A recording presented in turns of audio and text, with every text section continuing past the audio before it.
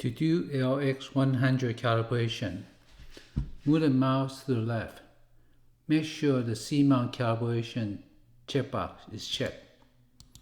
This will be necessary for both calibration and measurement because it will bring the camera to a default position, and we need that for doing the precise calibration and measurement. Then move the mouse to the right side.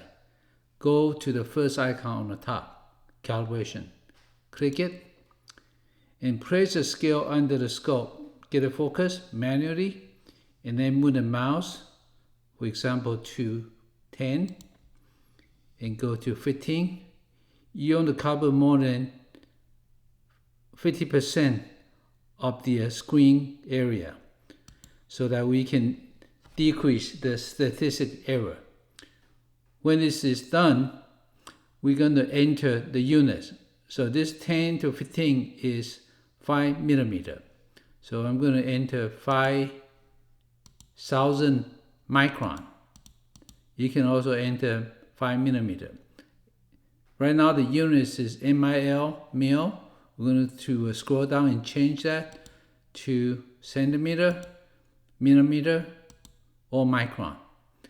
Then we want to give a name. Right now on the zoom lens it's number 2 position. So I'm going to call it number 2. And then I click OK. That is it for calibration. Now the way we can verify if my calibration is precise and accurate or not is to measure the scale. So I can move the scale and bring it back, and then I'm going to measure my scale using the same calibration that I just performed. So I click the same icon, calibration. I have the name number 2. If you have more than one, then you will scroll up and down.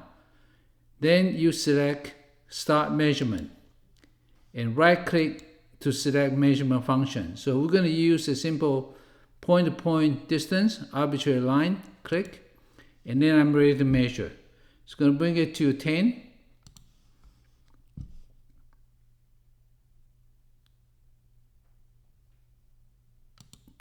So I got 5002.83 micron. That's about 1 pixel off. This is the way I can verify if my calibration is correct or not. So in this case, this is very good. Then we are ready to go on, do the same thing for different zoom magnification. Exactly the same procedure, but just go on to high magnification and do the same calibration again.